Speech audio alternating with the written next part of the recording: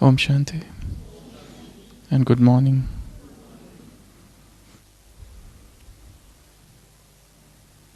In one school, there was drawing class going on, and the teacher got so fascinated to see a small girl engrossed in drawing something. So the teacher, very much intrigued to see a girl who is otherwise not very much interested in any of the classes, this time is drawing something very much with rapt attention. So the teacher went to that girl and asked, "What are you drawing?" That 6-year-old girl said, "I am drawing the picture of God." The teacher said, "But nobody knows how the God looked like." The girl said, "They will know in minutes. They will know in minutes once I draw the picture." That was her conviction. That was her faith, that whatever picture of God she would draw, that would be the picture of God. And each one of us have drawn a picture of God within ourselves. How is that picture? That picture is sometimes that of a father, a friend, mother, or a child, or a preceptor, or a teacher, or sometimes the divine beloved.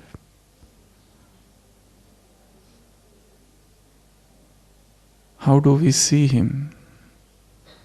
What is our picture of God? And how much we believe in that picture? This is a question everyone must ask ourselves, oneself, that what is my picture of God and how much I believe in it?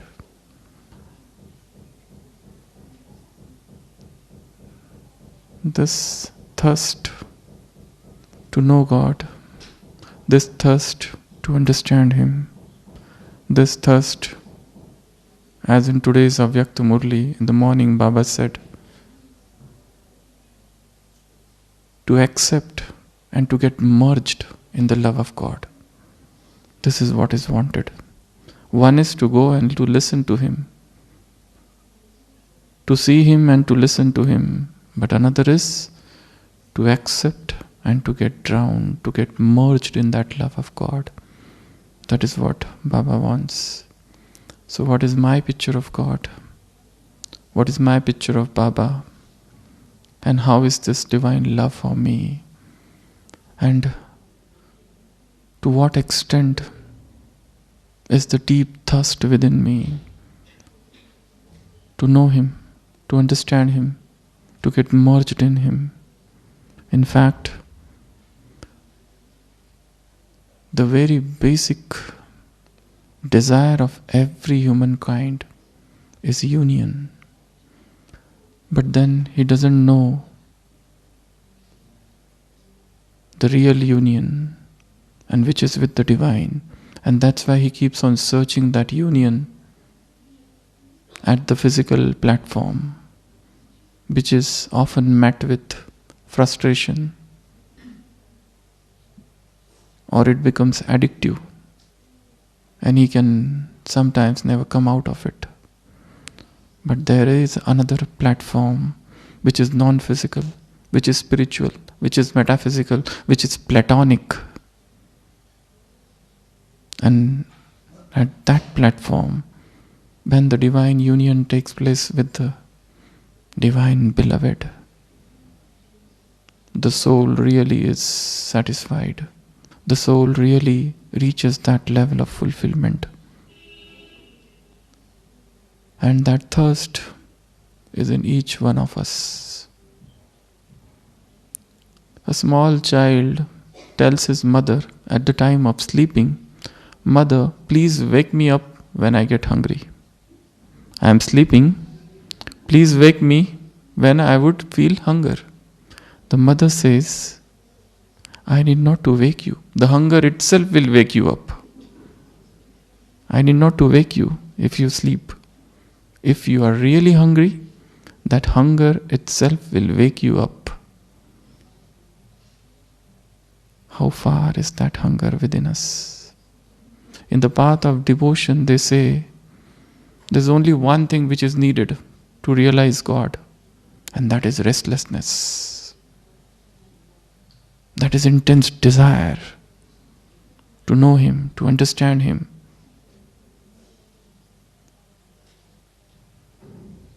How intense is our desire to achieve perfection? How intense is our desire to really lead the spiritual life? At some point or other, we got this Gyan and we started moving ahead. But what is the intensity? Or that intensity is lost somewhere whilst walking. In each one's heart, there is a divine lover hidden. And that divine lover is not satisfied with anything of this world. No human bond, no human love can ever satisfy that love. That love is satisfied only by the love from the above. In my own life, when I look back, I realized that I was introduced to the love of God by few people. And there was no source except books and spiritual gatherings happening around. And long back, I realized that the divine love was born in me when I was very young, maybe 16-year-old. And there was a very tattered book which was just lying in our home. The name of the book was Love of God by Saint Francis de Sales. So that book came in my hand and I started reading it. And I realized how intense is the love of God. How this man is loving God like anything. He is describing that love of God. And he is so restless to receive the divine lover. He is saying that I am the bride and he is the groom, and why that groom is not coming, and I am ready for him, and when he will come, and my heart is pierced with his love and it is bleeding. In very poignant words, the author was describing his love for God. And suddenly I realized this is also one love. Love with somebody who is invisible. Love is somebody who is above all. Love is some love which is absolutely selfless. Can such a love also exist? And I began my search. And during that search, it was a spiritual gluttony, intense desire. And that made me a voracious reader, trying to explore each and every philosophy of this world, trying to understand each and every spiritual man of this world, Eastern and Western, trying to penetrate into the lives of all great men, trying to penetrate into the lives of saints, prophets, devotees, philosophies, atheists, theists, and everything that was available. And the only reason was to understand what is this love, and how can I also become somebody who has fallen in love with God, and what does it feel like to be a divine lover, and how does it feel like to get intoxicated. In today's Avyakta Murli, 3 words have come: spiritual pride, spiritual self-respect, and spiritual intoxication. Do you have the intoxication that God loves you?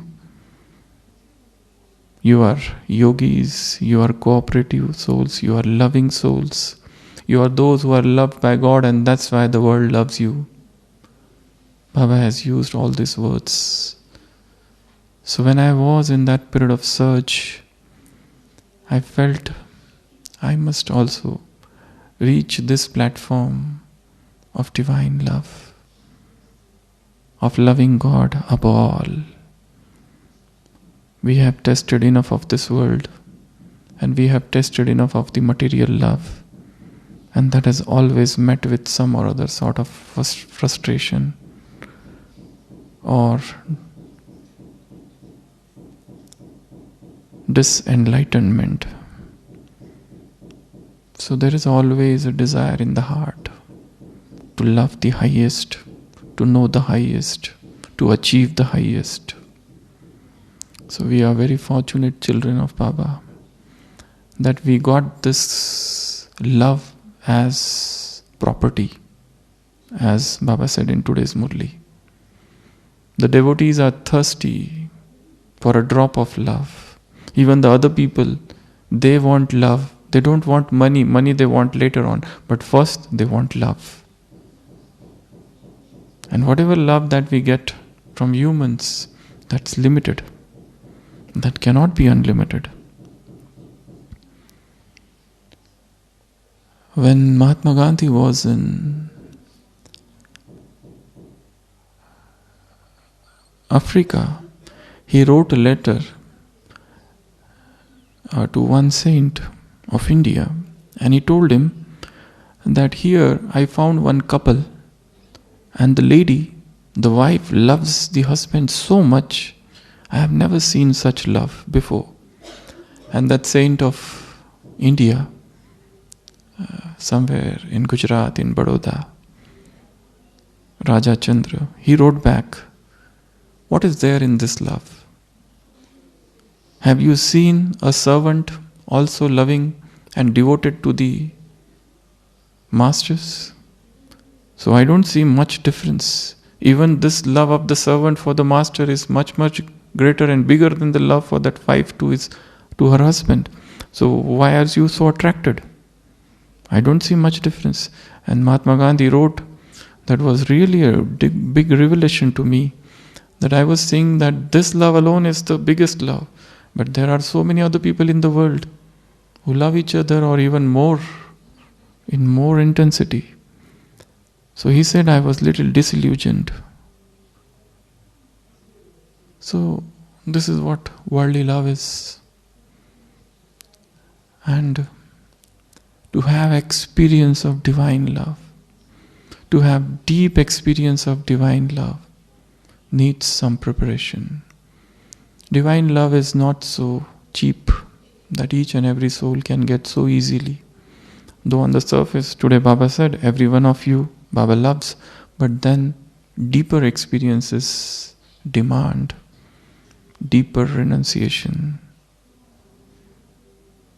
The greater the price, the greater the effort should be. So without that, one cannot achieve that higher level of love. So today's topic is awakening the divine lover within. In each one of us, there is somebody who is sitting and who wants to love God alone and none else. And there is somebody who is sitting within us who is dissatisfied, distraught with anything of this world. And there is somebody, the inner voice that says, seek Him, remember Him, follow Him, just gets lost in Him.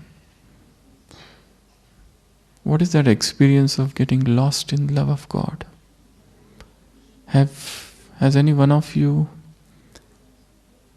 got that experience of getting totally drowned in Him, without any worldly thought, without any thought of the world, just as if we are drowned and we are lost in that ocean? You can look back and see what are those moments of my life when I was so much lost in His love that everything which is outside, all the consciousness of the world is gone.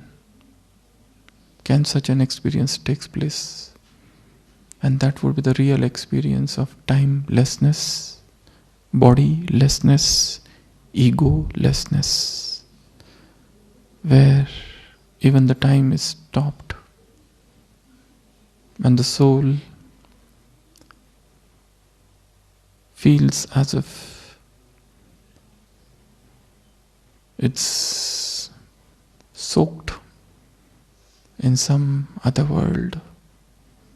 Just as that Alice goes into that wonderland and forgets this world, and she is introduced to a new world of new creatures. In the similar manner, the soul, when it enters the wonderland of God's love, it is introduced to new experiences, divine understandings of many things. In today's Avyakta Murli, Baba said, this divine love helps you become Mayajit. This divine love helps you become conqueror of all the obstacles. This divine love helps you to become embodiment of solutions, and this divine love helps you to remain unaffected in the face of any circumstance. These are the four words, four statements Baba has made. Very strong, each one of them. One is to fight with Maya. Another is to become Maya Jit, conqueror of Maya, just by with this divine love. One is to overcome obstacle by using our intellect, knowledge, understanding, wisdom. But another is just with the help of divine love, you overcome all the obstacles. One is to solve any problem by seeking counseling or searching answers here and there. Another is to get lost in divine love and you become embodiment of solution. One is to use all the Gyan to keep us stable or to protect or to keep us protected from all the onslaughts of Maya or upheavals. But yet another way is to get lost in this love. So what is my experience of divine love? How much, to what extent I am lost in that love? Have I tasted this nectar? If yes, then everything of this world would appear tasteless. And if the world still attracts me, if the worldly joy and sense gratification still pulls me, it means I have not tasted this divine love. Because the soul who has tasted this divine love, for him this world as if finishes. It doesn't remain. The person is in the same world, yet the world is not in him. And that stage is known as Angelic Stage. You are here, but you are not here. You are talking, and yet you are not talking. You are working, and yet you are not working, as if a divine force is pulling, is making you move. You speak, and yet you do not. That's an angelic stage. So I was telling, first I was introduced to this divine love when I was reading that book, Love of God, and I realized the intensity of love. And I decided that I also want to love God like this. But where to search Him? And I started searching Him here and there, running from pillar to post, trying to fathom the depth of spirituality. So in the course of journey, I was introduced to many of the saints, and I found that each one of them loved God so much. And then ultimately I landed here. And I realized all those saints, they all are here. It is the rebirth of those saints. Ultimately they reached this place. Their divine love of birth after birth has borne fruit, and they ultimately achieved the highest. But now, whilst continuing this path of spiritual life, one checking point is, has my love got stuck somewhere? Is it increasing every day? The way I loved Baba yesterday, is it the same today or it has increased? The way I had my Amrit Vela experience, is it the same today or it has intensified today? So each day the divine love should progress. Each day the divine lover should meet new experiences. Each day should be a new day for the divine lover who is within us. And it is found more often than not that this lover gets bored with the same monotonous things of Brahmin life. And that's why there is a need of newness in this love also. And that's why Baba says, experience me, feel me, and forge all relationships with me. Not just one relationships. Get connected with me with all different relationships. Use me. Make me your friend and I'll help you. Make you a mother. Make me your mother. Make me your child. Make me your father. Make me your preceptor. Make me your guide, your coach. One of the best relationships with Baba is guide. How many of you have tried that relationship? That you are not understanding what to do? And then you sit in front of Baba and tell him, Baba, please guide. I'm not really understanding what to do in life. I am at the crossroad. Which way to go? You know, the divine help will come. The divine guidance, the divine providence will provide divine guidance. But only thing is that one must surrender. Totally, unconditionally, absolutely. Whenever you are in two minds, going to Baba and just sitting and handing over everything to him. But what we do, we really don't hand over things to him. Just as a girl is there and she is playing with a toy and the toy got broken and she tries to mend it but she is not able to, and then she finds God is sitting, so she goes to God and tells him, please try to correct this, mend this. And the God tries to do it and she says, oh, don't do this that way, put it other way. And when God is doing again, she says, oh, what are you doing? Is it the way to be done? Do it other way, do it this way, do it that way. At long last, God says, take your toy. You only do what you want to do. That is not the handing over. Thy will shall be done means you hand over everything to him. Now don't put your desires, your opinions. Let him desire. Just become a channel. A channel. Once there's a story in Brahma Baba's life. He got up at 2 o'clock and he went to that hut which you saw in Pandavavan, which is in Pandavavan. And he asked that security person to immediately bring a paper and book, paper and pen. This is an experience narrated by that security person. So that person went and brought pen and paper, and Baba started writing a letter to some mother probably. And after 2 days, a letter came in Pandavavan, and that mother was saying, Baba, thank you for your letter. Actually, 2 days back, at the same time, 2 a.m. in the morning, I was in severe excruciating pain, and medical care was not available. It was far away. I was not understanding what to do. I just started remembering Baba. Baba, please do something. And that very moment, Baba got the touching, and he at 2 o'clock started writing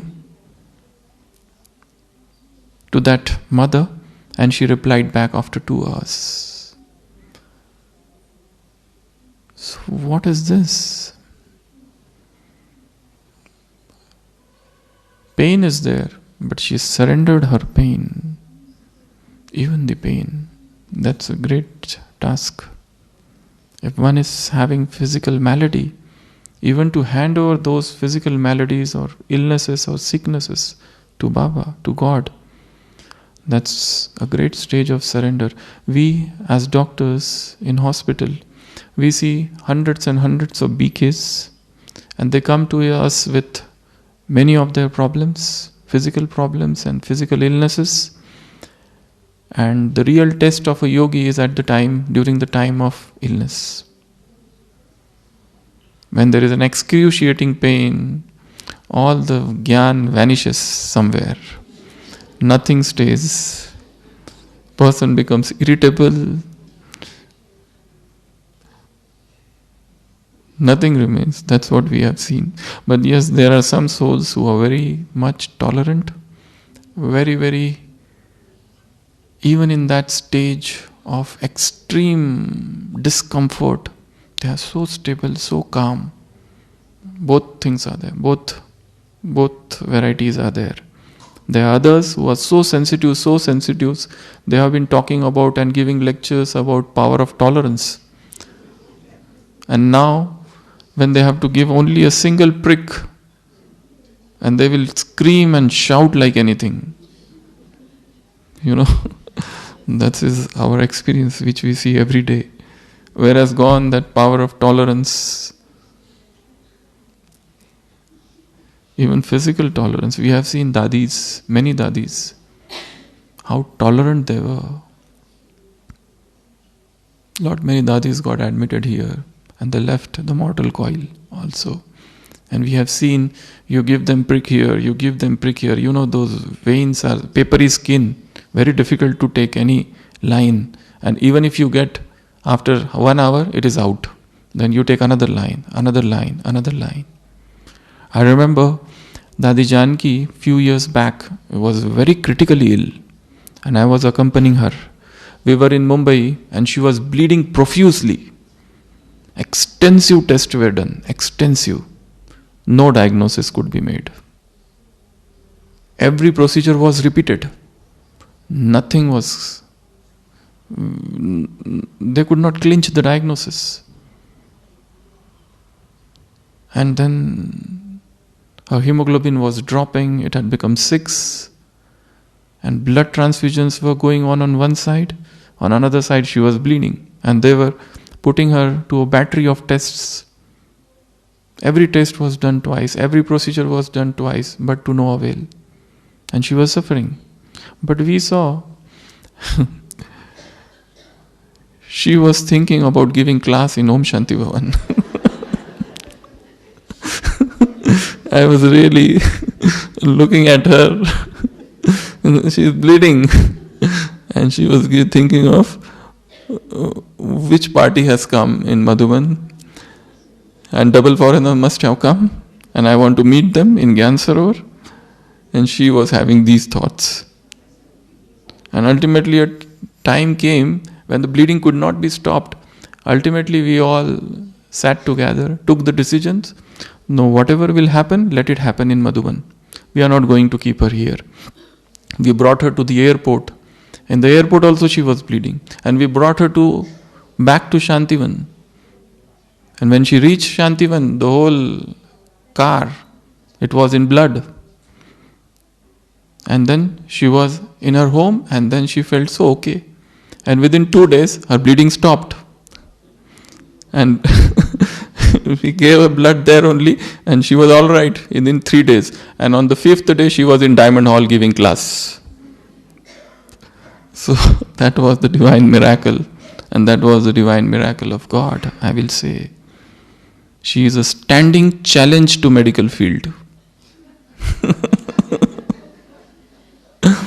I remember also once I had gone to some conference in Delhi, and the Banarsi Bhai, he called me, "What are you doing there? Dadi is not well, please come back." So I said, "I am in the middle of the conference. It's an international conference which is going on, medical conference." He said, "Forget that conference, come back." So I left the conference and I was back. And Dadi was not well at all. Whole night she was not comfortable. I reached around 10 o'clock. And when I reached the cottage, I was told she is in Diamond Hall giving the class. So that's how she behaves. That's why I said she is a standing challenge. What touchings she gets within. There was once a program in London. I don't know what program it was, but they had made a big hoarding, and it was written there that Dadi Janki loves God. In that big poster, they had written. So one senior Indian brother had gone there, and he saw that poster, and he said, rather than writing like this, they should write. Rather than writing that Dadi Janki loves God, they should write other way around. God loves Dadi Janki. And why He loves her so much? Because a life of sacrifice, because of life of renunciation. The one who has given up everything for Him. Then only the blessings of God are showered, otherwise not. So if you want to become like this, you also have to follow them. In Him we live, move and have our being.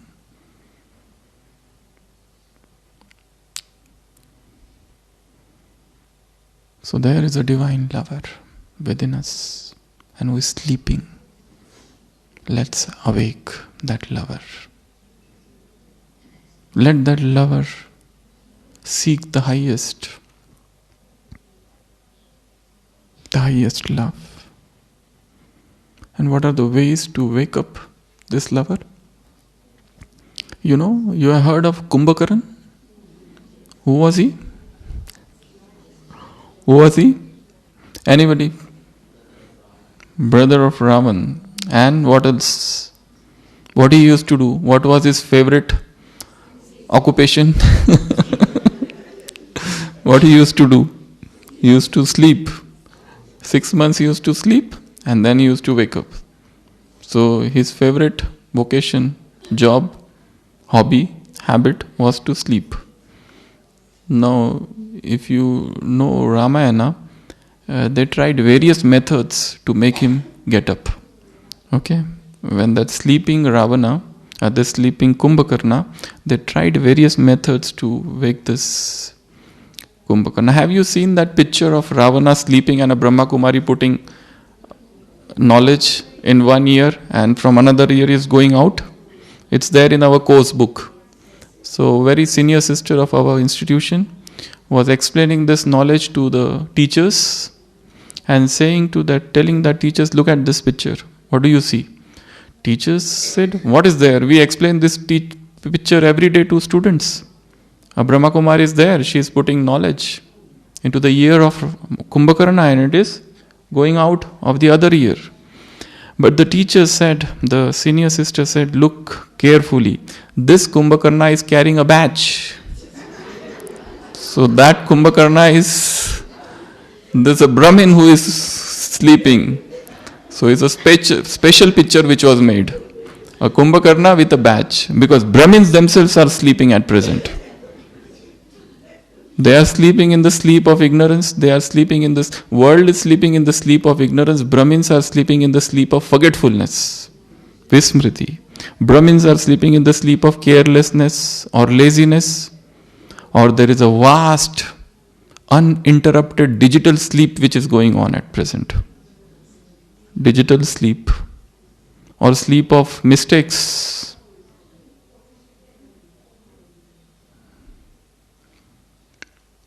So they do various methods to wake up that Kumbhakarna. The first thing they do is they blow conch shells, sound, trumpets into his ears, but he doesn't get up. And then they come and they try to wake him by putting light on his face. If suppose somebody is sleeping, light if flashed, that person may get up. So that is the second method they try, to put some light, but it doesn't work. And then they try to poke him with weapons, but it doesn't work. And then try to move him, but it also doesn't work. They try various methods to wake up this person who is sleeping, and only one method is successful. What is that? Food. It is the smell. It is the fragrance. So when ultimately everything fails, they just keep big bowls of food and that fragrance, and he wakes up. So here also the divine lover is sleeping, and we also need few things to wake him up. And the first thing to wake him up is sound, trumpet of knowledge. Trumpet of knowledge. And that's why it's very important that whatever Murli comes, we churn that Murli deeply. We try to understand the deeper connotations and meanings of that meaning of each and every line, what Baba is saying. What he's really trying to say through that Murli. Murli itself is an ocean, God is ocean. His Murli is also an ocean. One must get drowned in that ocean. There was Swami Vivekananda in India, and his master had asked him once, see, Narendra, his name was Narendranath, this is a cup of tea. This is a cup of tea, and this is ant. Now, would you like to become like an ant who would move along the brim of the cup? Or would you like to become an ant who would get drowned in that cup of tea? And Narendranath said, I would like to become like the ant who would like to move around the brim because I fear getting drowned. And the master said, fear not. This is the ocean of eternity. This is the ocean of God's love. And so get drowned. You will never get drowned in that ocean really. You will become eternal. You will never die. You will become eternal. So this Murli itself is an ocean. With different words and lines are the waves of this ocean. So get drowned. Churn deeply. Try to understand each and every line, point deeply. And for that you need silence and solitude. These are the two things. Without these two things you cannot achieve. You cannot understand what God is saying. Otherwise the speaker is here and audience is here. Sitting here you will catch the words, not the feelings and not the bhav. with which he is speaking. Your stage, if he is here, you have to rise to this level so that you can understand what he is saying. So the first thing is trumpet of knowledge, to wake up the inside Kumbhakarna who is sleeping, this Kumbhakarna of divine lover, who is within. The second thing which is needed in order to wake up is as I said, for that Kumbhakarna, light was needed. Light should be flashed, and light of understanding is needed. The deeper the understanding,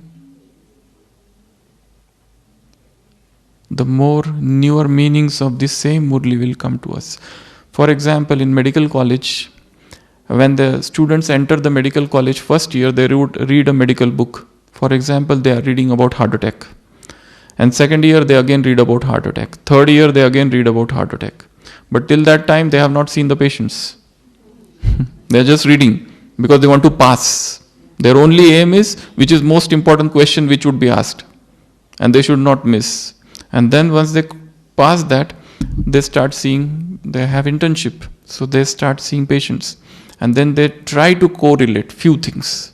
They finish the internship and then they go for PG. Again in the post-graduation they read the same thing. But now they read research papers, recent advances. After they finish that, then they begin their practice. And now again they read the same thing, what they read before. And now they are into practice for 10 years. And now they are into practice for 30 years. Now, when they entered the medical college, that time what they read, and now they are reading the same thing, there is a vast difference in understanding.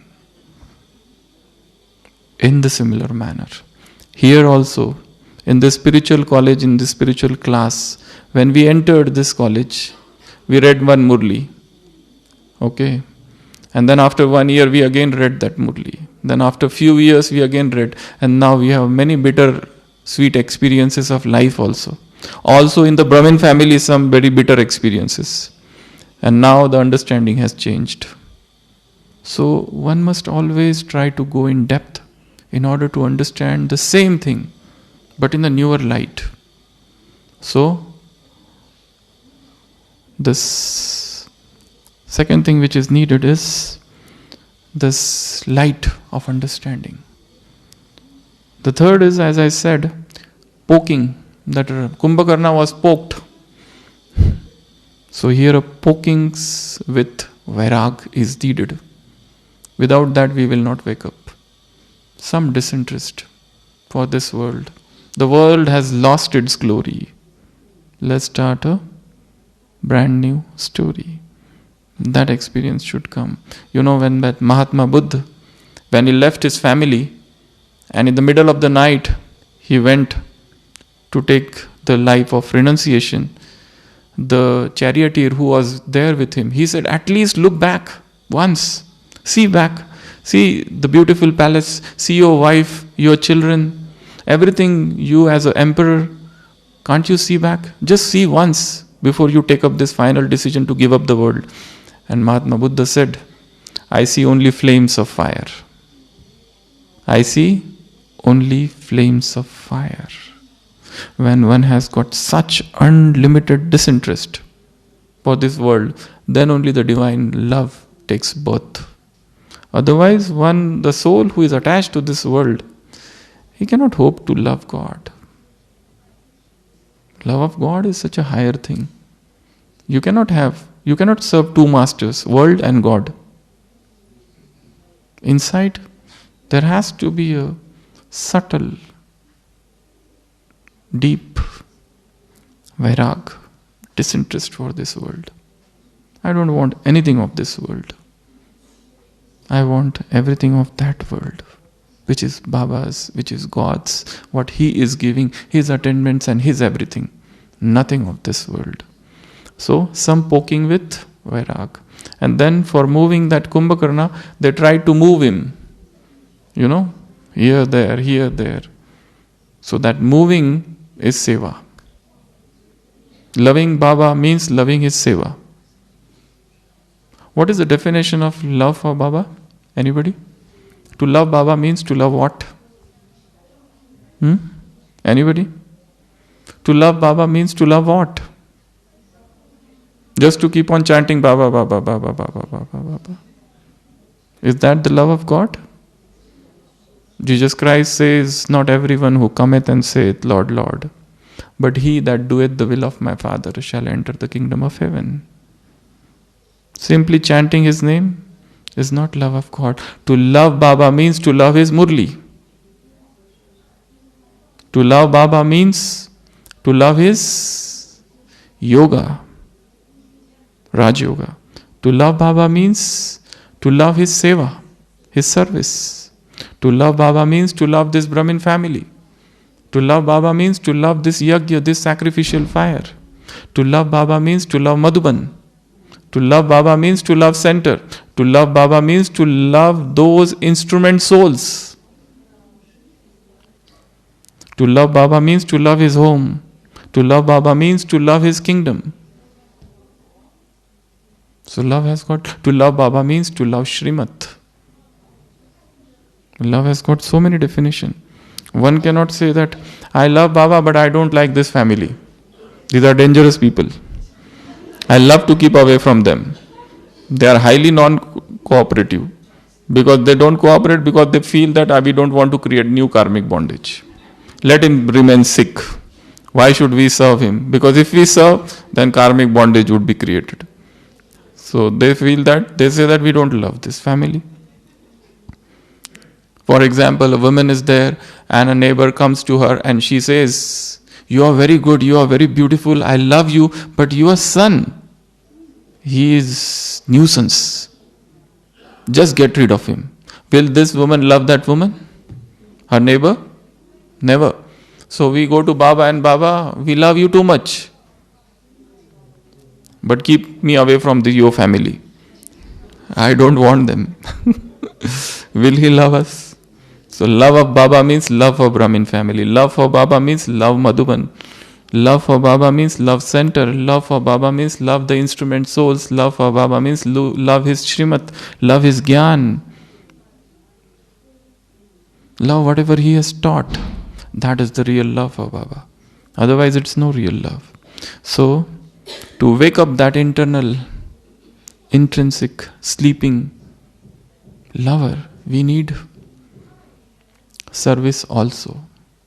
Engage yourself in his service, automatically love of God would get created. Because serving his yajna is not an ordinary thing. It's a great thing. To get drowned in his service, there's a exquisite joy in that service also. By serving him, automatically mood change. You know, in Gyan Sarowar, earlier Dadi, Manorindra used to be here. Before Nirmala Didi, Manorindra Dadi was there. And if suppose any teacher sister or anybody would get depressed and would come to her, she would say, go and give 7-day course. Start giving course. Start giving knowledge and your depression will go away. In serving others, we serve ourselves.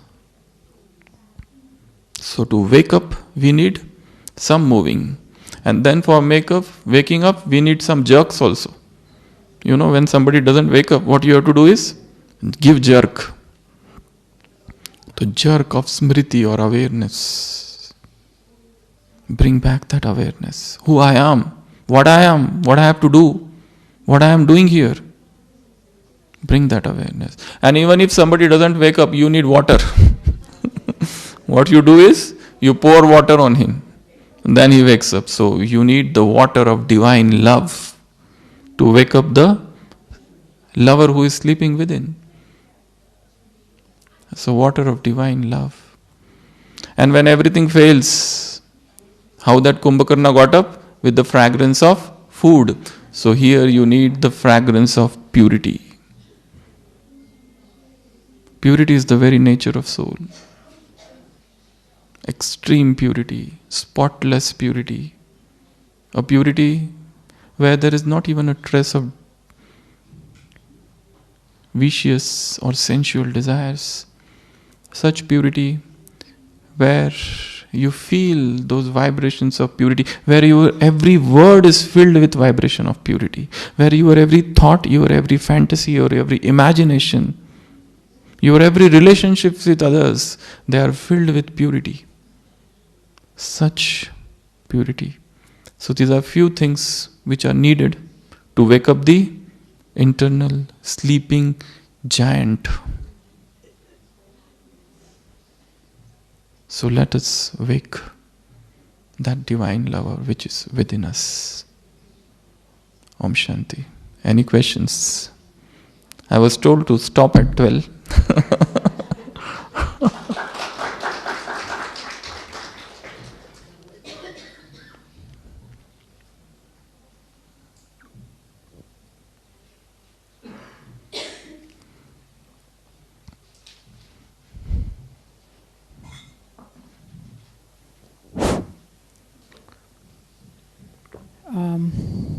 I'm sure there's a lot more that he wanted to tell us, but limitation of time.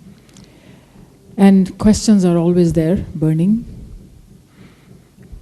One thing I was reading this morning. Yes. Don't ask your questions to God, not to social media. Ask your questions to God, not to social media. Somebody sent a message. Okay. So you are the conduit. So our questions to God will go through you. So, does anybody have a question? Burning? Yes. Can you come here, please?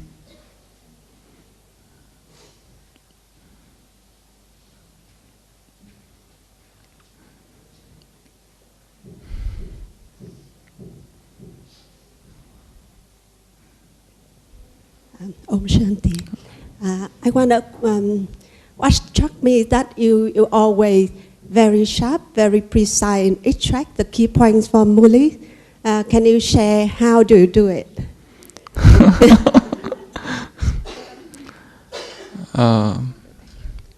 Suppose I have to churn any Murli. The first thing I do is to read it once. Okay. The second is I reread it after an interval of few hours. First I will read it in the morning, then I will read it in the evening, and then I will read it at the third time. And all these readings take place in the vicinity of nature. I never read in the closed room.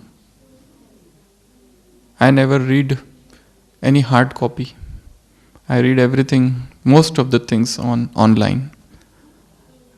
And my way of reading is to read one line and to stop and think, what is it?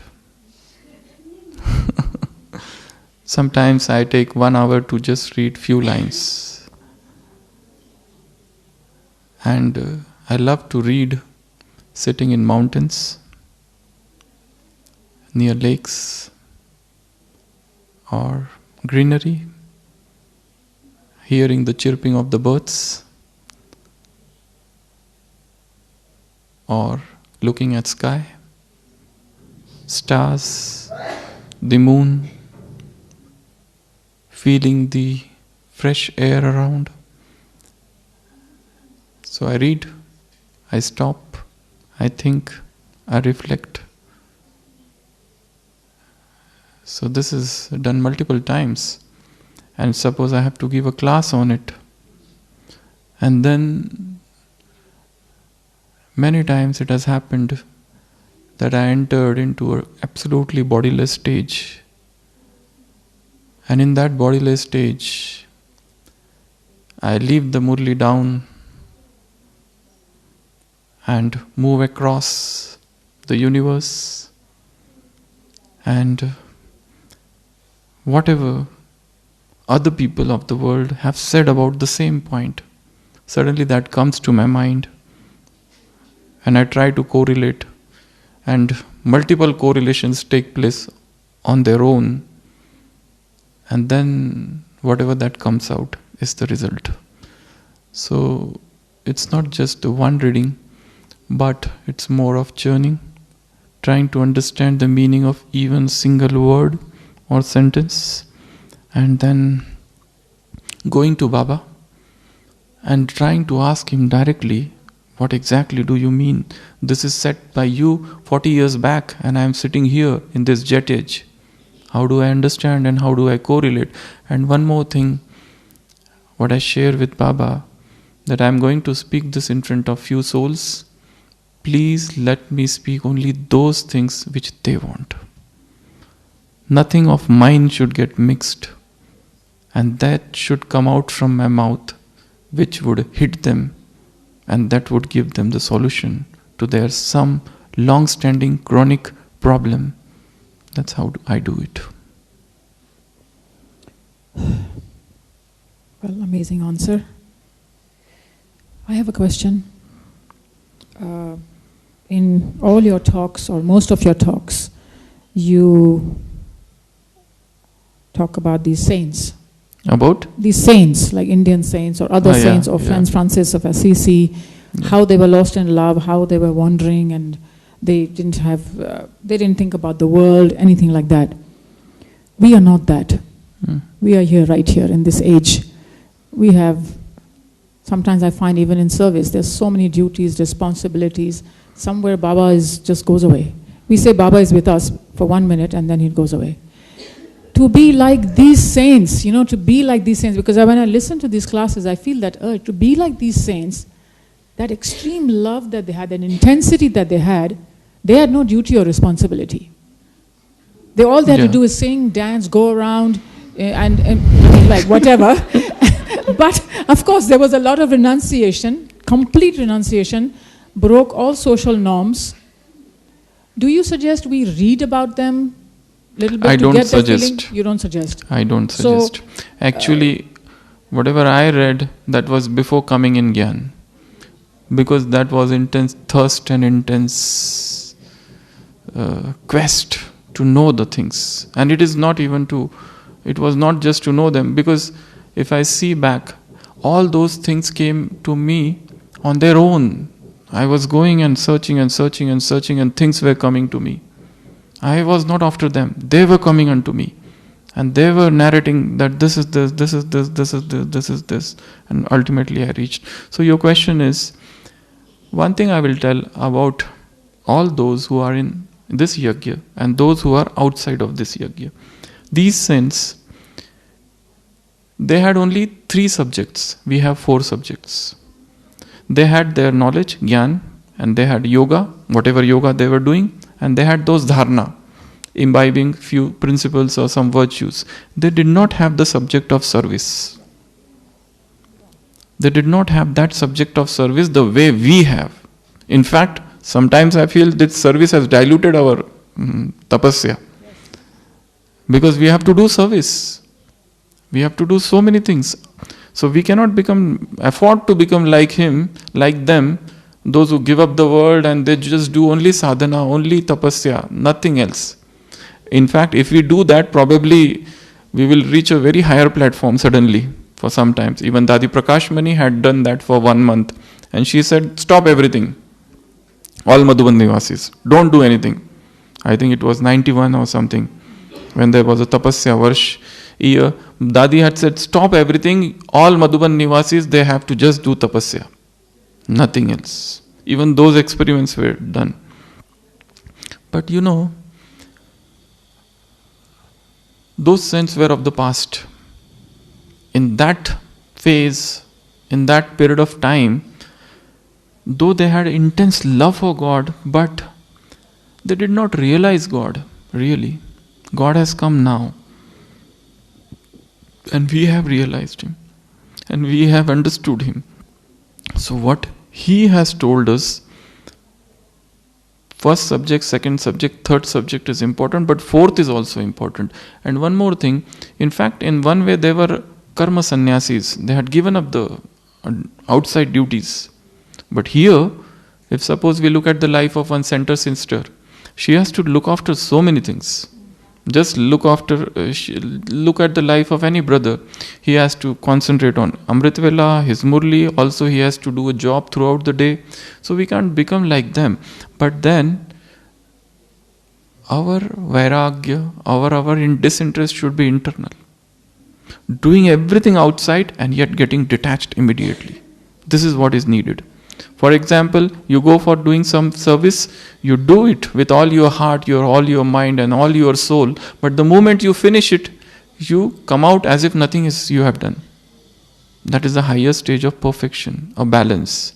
In my own life, there was always a struggle, medical study and spiritual study. Medical study and spiritual study, two things, always at loggerheads with each other. Even in the path of bhakti, they were again spiritual study, medical study, spiritual study, medical study.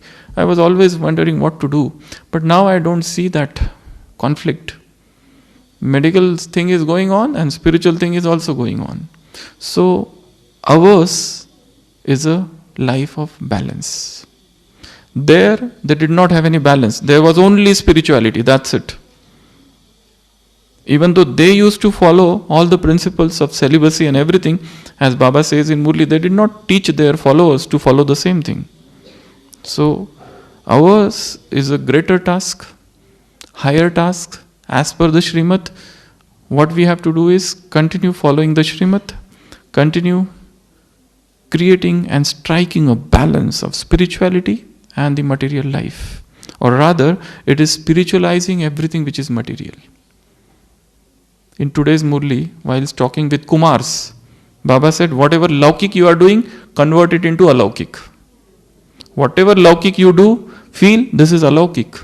Don't think this is a material service. If suppose somebody is cleaning the bathroom, this is not just cleaning that bathroom. It is something very, very spiritual service. So every smaller task should get spiritualized, sublimated.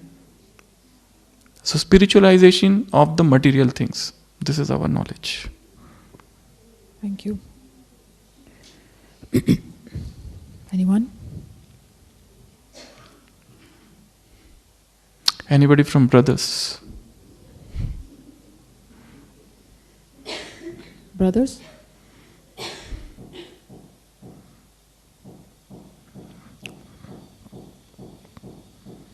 They seem satisfied. Where is that longing, intensity, desire? It's done. Actually, all the questions, the answers to all the questions are within us. And no answer that is coming from outside is ever going to satisfy us. All answers are within us. All answers are in the subconscious mind.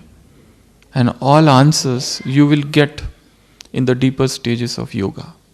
You don't have to ask anybody really in one way. The more you intensify your yoga, the more you intensify the divine love, all answers would get descended from above. You will receive those answers. The disciples of Jesus Christ, they come to him and he says to them, go and give my message to everyone. The disciples says, we are not speakers. We don't know how to speak. We don't know how to talk. What we will give? And people are already opposed to you. And he says to them, go. It shall be given unto you at that hour. It shall be given unto you at that hour. What to do and what not to do. What to speak and what not to speak. So when you are such intrinsically, intimately connected with Baba, the answers will come to you.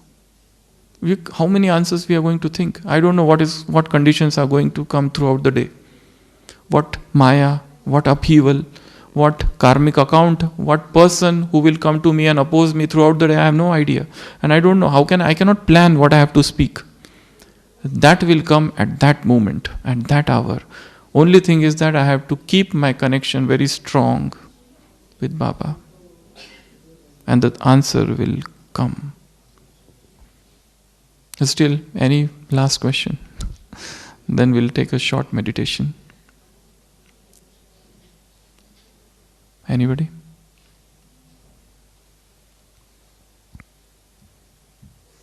Okay, let's sit alert.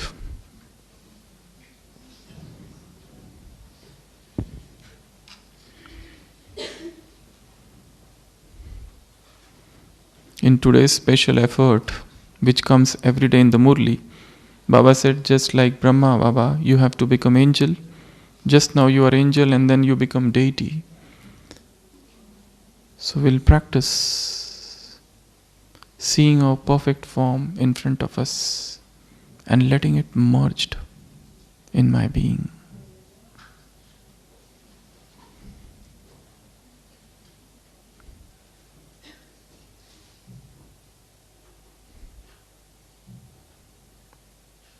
Point.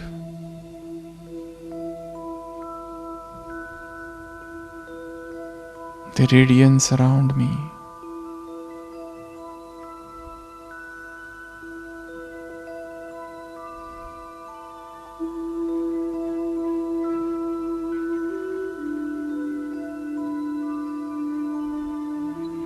The divine light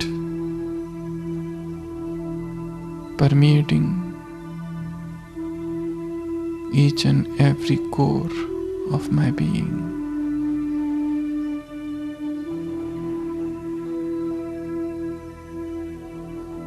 I am in the stage of complete stillness.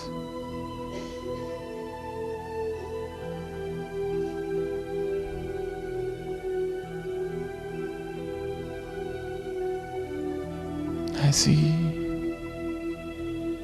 a divine love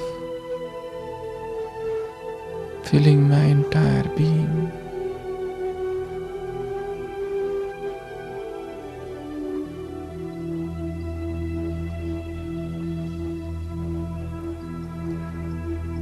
I am the spark of divinity.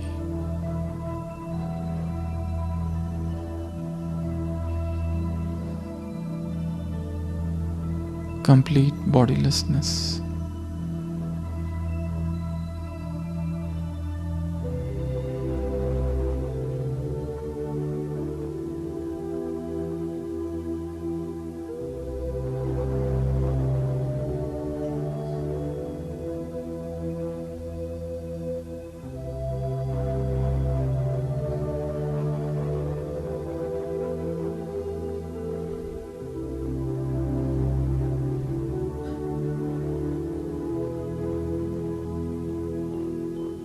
My whole being is filled with divine love. The divine lover who is within me has woken up.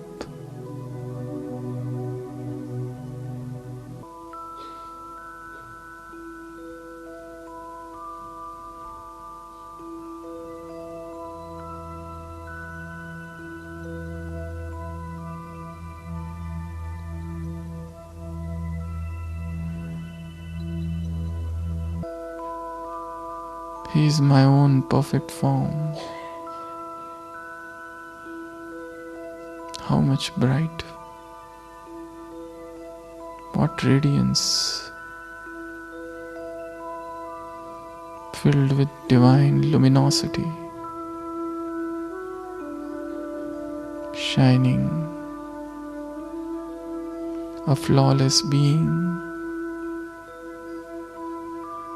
an angel of light. I see him coming from above and then walking in front of me now. As he is nearing me, I feel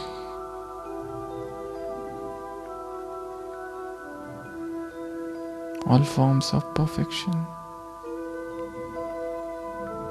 getting reflected upon me, and that being of light, that complete form of mine is almost just in front of me.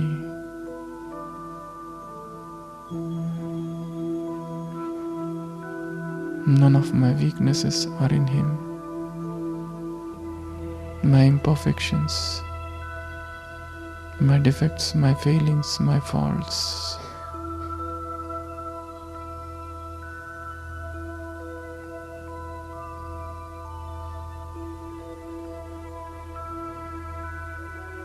Such divine effulgence of light. And now gradually, that perfect form of mine has got merged in me. I am an angel of light.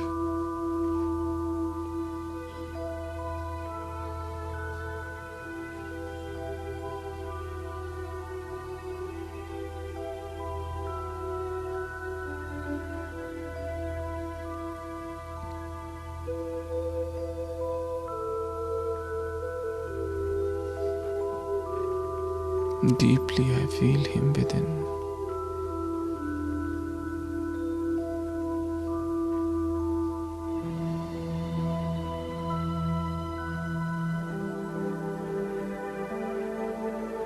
A new thought pattern,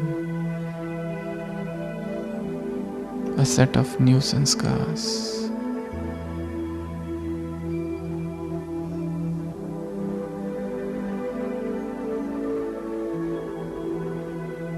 A bundle of new virtues.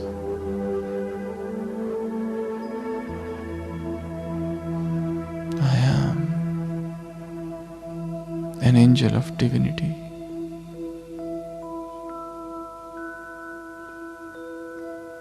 I am a divine angel, filled with divine love.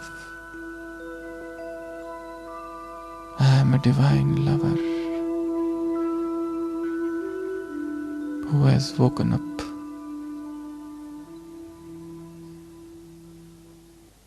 And with this consciousness,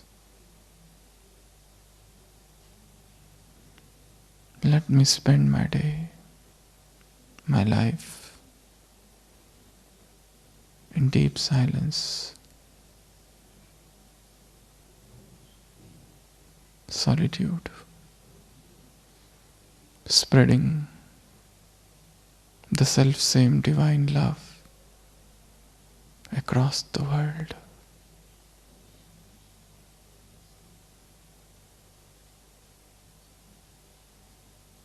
Om Shanti.